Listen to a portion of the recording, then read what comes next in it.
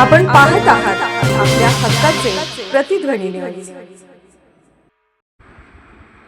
जयसिंगपुरात प्रेमप्रकरणावरून एकाला लोखंडी रॉडने मारहाण, हत्यार घेऊन माजवली दहशत.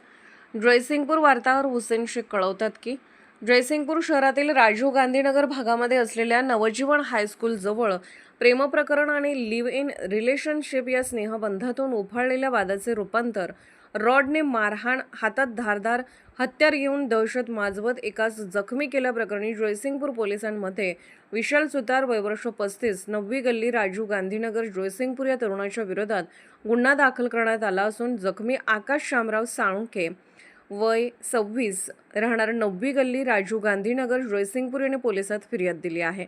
ही घटना 4 एप्रिल रोजी दुपारी 3 वाजण्याच्या सुमारास घडली आहे.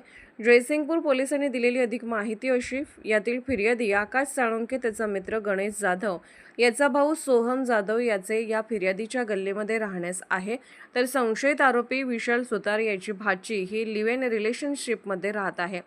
याचा राग मनात धरून विशाल सुतार याने फिर्यादीच्या घरात जाऊन शिवीगाळ केली आहे.